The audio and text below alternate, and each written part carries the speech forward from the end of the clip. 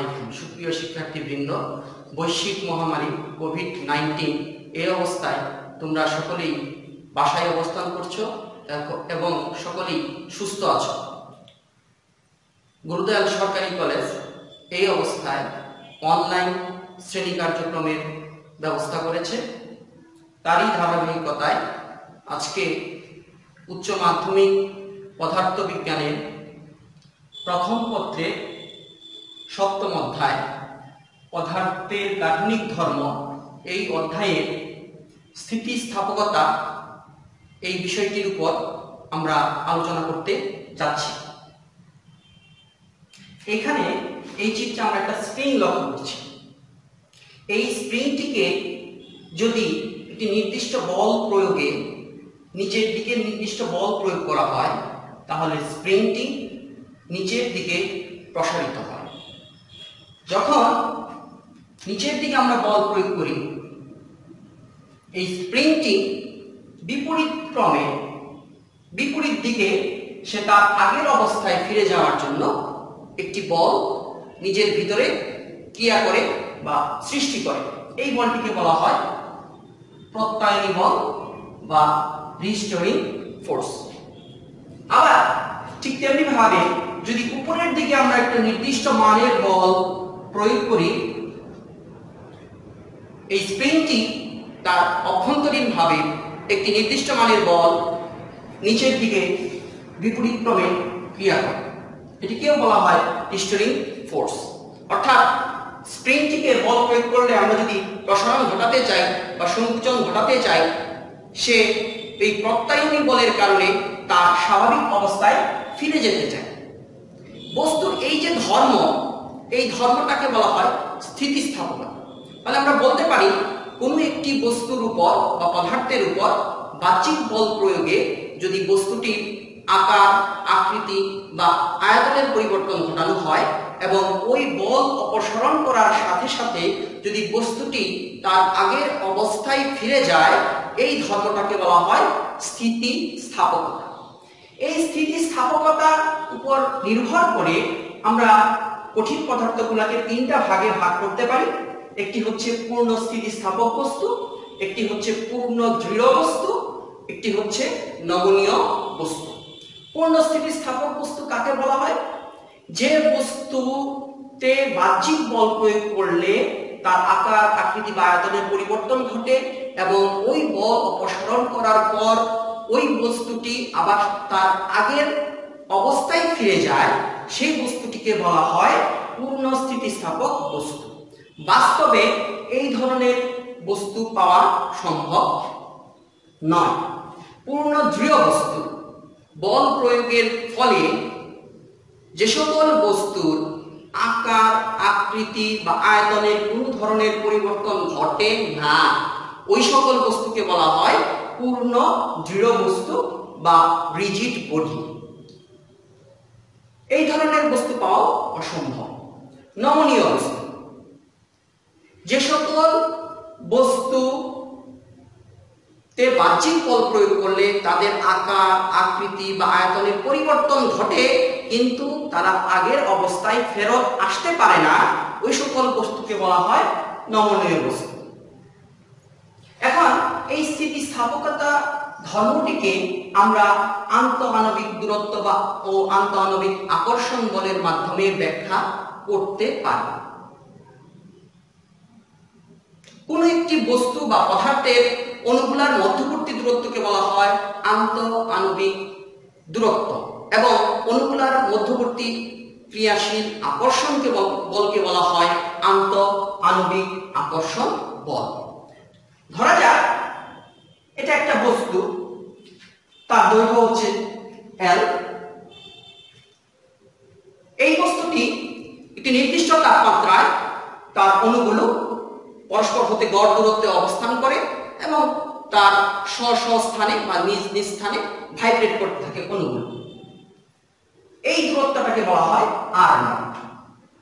অর্থাৎ এই অবস্থায় অণুগুলার মধ্যবর্তী আকর্ষণ বল ও বিকর্ষণ বল পরস্পর সমান। আকর্ষণ বল ও বিকর্ষণ বল একে অপরকে ক্যান্সেল আউট করে দেয় বা নাকচ করে দেয়। যদি আমরা বাহ্যিক বল প্রয়োগ করে এই বস্তুটাকে যদি আমরা সংকুচিত করে ফেলি, তখন এই বস্তুর মধ্যে অবস্থানরত অণুগুলোর মধ্যবর্তী আন্তঃআণবিক দূরত্ব কমে যায়। তার মানে হচ্ছে আন্তঃআণবিক দূরত্ব যদি এই r0 অপেক্ষা কমে যায়, তাহলে এই লেখচিত্রে আমরা ধনাত্মক y অক্ষ বরাবর আমরা নিলাম বিকর্ষণ বল এবং ঋণাত্মক y অক্ষ বরাবর নিলাম আমরা আকর্ষণ বল। যদি অণুগুলোর মধ্যবর্তী দূরত্ব এই r0 অপেক্ষা কম হয়, তখন তার বিকর্ষণ বল বেড়ে যায়।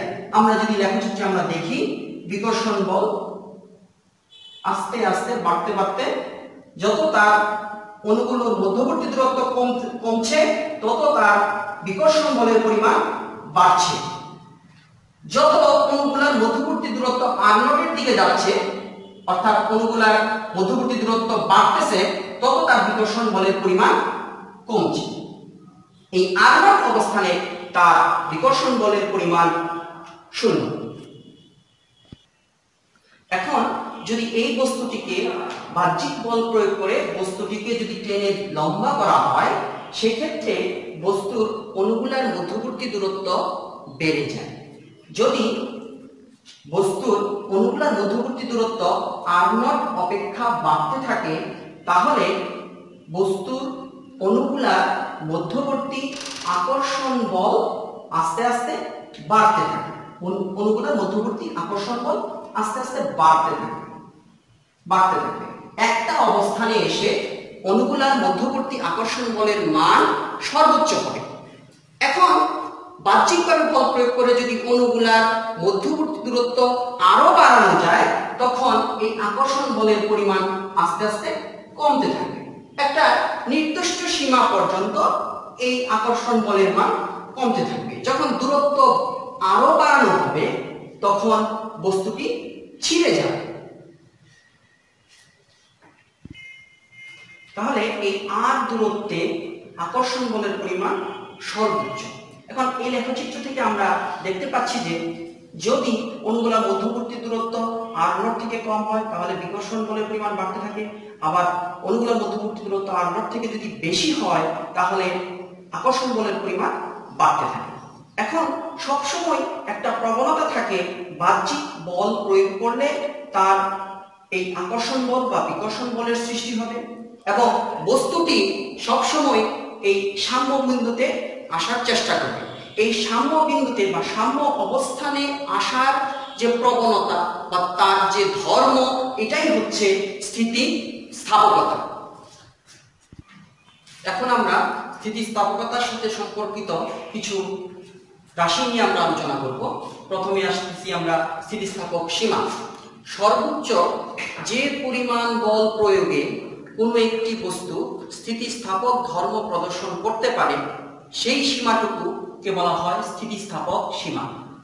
অসহ ভার, ইংরেজি থেকে এটাকে বলা হয় ব্রেকিং ওয়েট বা ব্রেকিং লোড।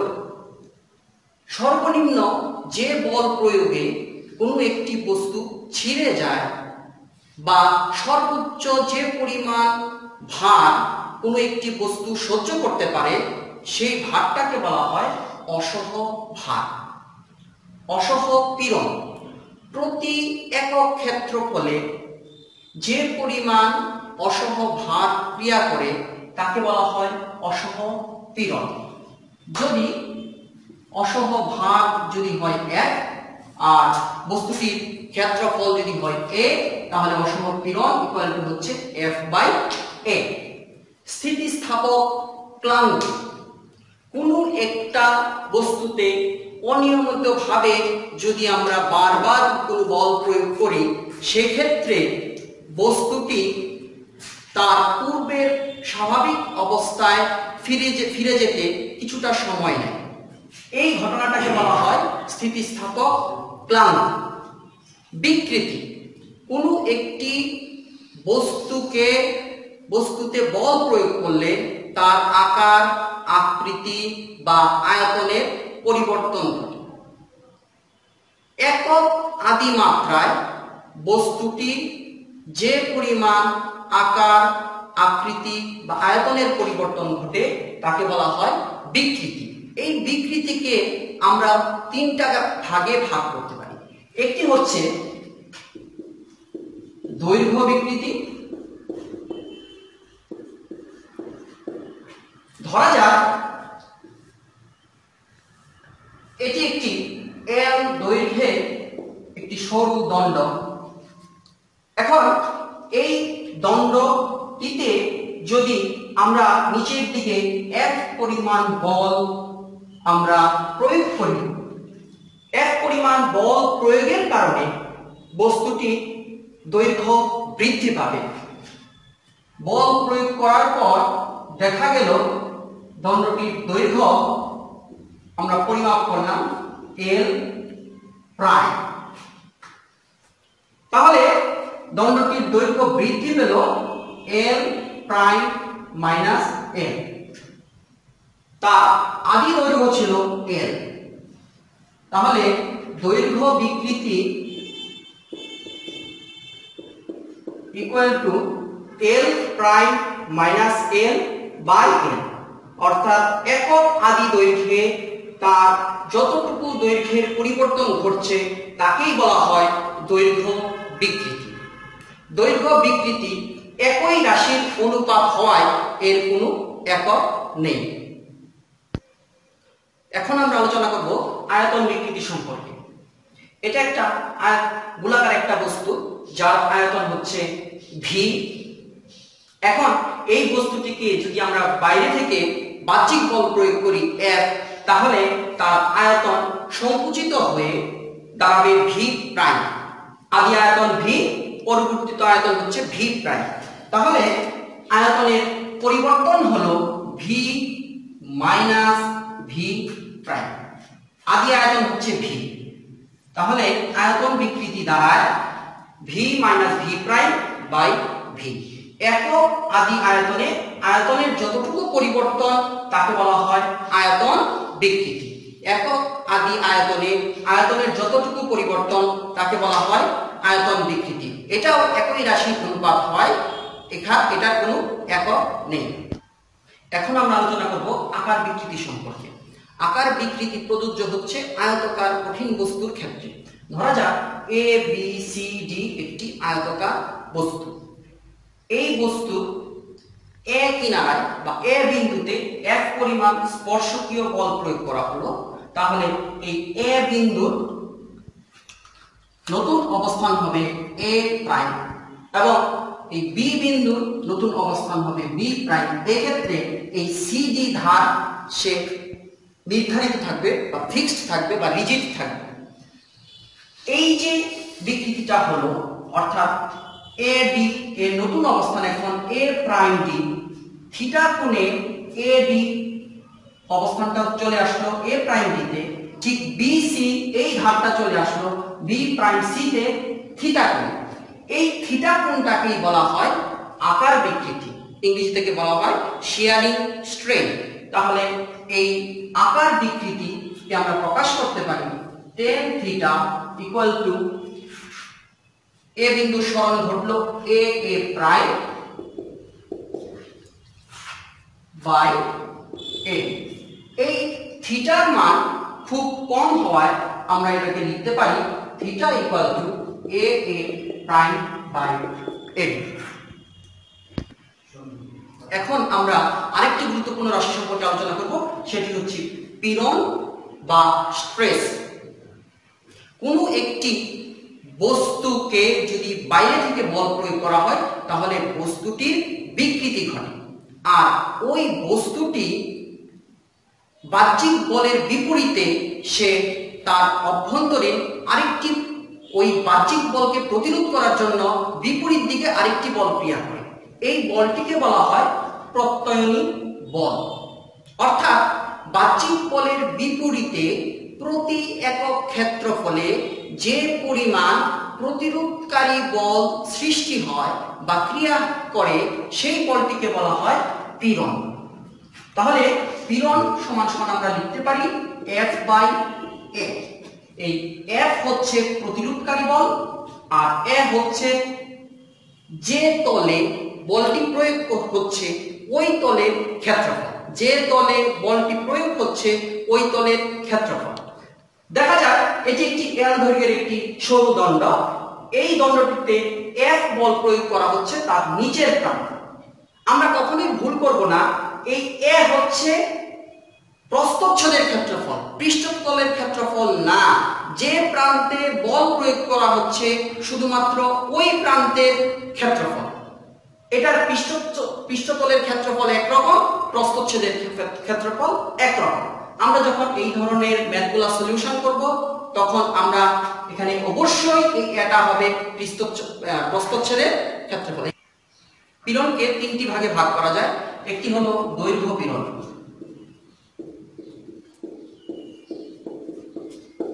দৈর্ঘ্য বিকৃতিকে প্রতিরোধ করার জন্য প্রতি একক ক্ষেত্রফলে যে পরিমাণ প্রতিরোধকারী বল সৃষ্টি হয় তাকে বলা হয় দৈর্ঘ্য পীড়ন। তাহলে দৈর্ঘ্য পীড়ন ইকুয়াল টু F/A। যদি আমরা এখানে m ধরে কোনো বস্তু চাপিয়ে দেওয়া হয় তাহলে F ইকুয়াল টু আমরা লিখতে পারি mg। এই সরু দণ্ডটির ব্যাসার্ধ যদি হয় r তাহলে তার প্রস্থচ্ছেদের ক্ষেত্রফল দাঁড়ায় পাই r স্কয়ার। আরেকটি হচ্ছে আয়তন পীড়ন। আয়তন বিকৃতি প্রতিরোধ করার জন্য তার বিপরীতে যে বল সৃষ্টি হয় তাকে বলা হয় আয়তন পীড়ন। এটাকে আমরা লিখতে পারি F/A। তারপরে রয়েছে আকার বা ক্রিন্তন পীড়ন। আকার বিকৃতি বা ক্রিন্তন বিকৃতি প্রতিরোধ করার জন্য প্রতি একক ক্ষেত্রফলে যে পরিমাণ প্রতিরোধকারী বল সৃষ্টি হয় বা ক্রিয়া করে তাকে বলা হয় ক্রিন্তন পীড়ন বা আকার পীড়ন। একটি স্প্রিং, এই স্প্রিংটি দৃঢ় অবলম্বনের সাথে যুক্ত রয়েছে। এই স্প্রিংটিকে যদি আমরা F পরিমাণ বল বাইরে থেকে প্রয়োগ করি তাহলে স্প্রিংটির সাম্য অবস্থান থেকে তার প্রসারণ ঘটলো স্মল l। এই বলের কারণে এই স্প্রিংটি বিকৃতি ঘটছে। এখন হুক একটি সূত্র প্রস্তাব করেছেন। এই সূত্রটি হচ্ছে স্থিতিস্থাপক সীমার মধ্যে কোনো একটি বস্তুর ক্রিয়াশীল পীড়ন বিকৃতির সমানুপাতিক। পীড়ন বিকৃতির সমানুপাতিক। তাহলে আমরা লিখতে পারি পীড়ন ইকুয়াল টু স্থিতিস্থাপক ধ্রুবক, এটাকে আমরা ই দ্বারা প্রকাশ করলাম, ইনটু বিকৃতি। তাহলে ই যাকে আমরা বলতেছি স্থিতিস্থাপক ধ্রুবক, ই সমান সমান আমরা লিখতে পারি পীড়ন বাই বিকৃতি। তাহলে এখান থেকে আমরা স্থিতিস্থাপক ধ্রুবকের সংজ্ঞাটা এভাবে বলতে পারি, স্থিতিস্থাপক সীমার মধ্যে পীড়ন ও বিকৃতির অনুপাত একটি ধ্রুব সংখ্যা। এই ধ্রুব সংখ্যাটিকে বলা হয় স্থিতিস্থাপক ধ্রুবক। হুকের সূত্র অনুযায়ী পীড়ন ও বিকৃতি পরস্পর সমানুপাতিক। এই লেখচিত্রে আমরা পীড়ন ও বিকৃতির সম্পর্কটা আমরা এখানে অবলোকন করার চেষ্টা করব। x অক্ষ বরাবর বিকৃতি, y অক্ষ বরাবর হচ্ছে পীড়ন। যদি আমরা কোনো একটা বস্তুতে বল প্রয়োগ করি তাহলে তার পীড়ন আস্তে আস্তে বৃদ্ধি পাবে এবং পীড়ন বাড়ার সাথে সাথে তার বিকৃতিও বাড়তে থাকবে। ও থেকে এ পর্যন্ত এই অংশটুকুতে আমরা নিয়মিত ঢাল বা স্লোপ পর্যবেক্ষণ করছি। এই অংশটুকুতে পীড়ন বিকৃতি সমানুপাতিক, অর্থাৎ পীড়ন যে হারে বাড়ছে বিকৃতিও সে হারে বাড়ছে। এখন এখানে এই ও এ অংশে যে কোনো অবস্থানে যদি আমরা বাহ্যিক বলটাকে সরিয়ে নেই তাহলে বস্তুটি আবার আগের অবস্থায় ফেরত আসবে। পুনরায় যদি আমরা পীড়ন আরো বাড়াই তখন অনিয়মিত ঢাল আমরা লক্ষ্য করব। এ হতে বি বিন্দু, এই এ বি অংশে অনিয়মিত ঢাল আমরা পর্যবেক্ষণ করছি।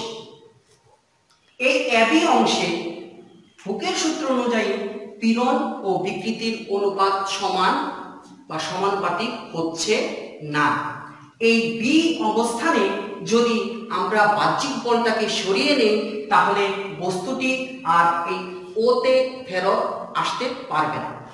এই বি বিন্দুটি তখন এই পি অবস্থানে ফেরত আসবে যদি আমরা বাহ্যিক বলটাকে সরিয়ে নেই। তাহলে এই ওপি অংশটুকু স্থায়ী বিকৃতি হিসেবে এখানে পরিগণিত হচ্ছে। বি অবস্থানের পরে আমরা যদি আরো বল প্রয়োগ করি অর্থাৎ পীড়ন বাড়াই তখন অনিয়মিত ঢাল লক্ষ্য করা যায়। এই সি অবস্থান হতে সি অবস্থানে আসার পর যদি আরো বল বাড়ানো হয় তাহলে এই সি হতে ডি অবস্থান পর্যন্ত এই অঞ্চলটি নমনীয় অঞ্চল হিসেবে কাজ করে, অর্থাৎ বল সরিয়ে নিলেও বস্তুটি তার স্বাভাবিক অবস্থায় ফেরত আসে না। এই বলটাকে যদি আমরা আরো বাড়াই তখন এই বস্তুটি ছিঁড়ে যায়, অর্থাৎ এই ডি অবস্থানটাকে বলা হয় অসহ ভার।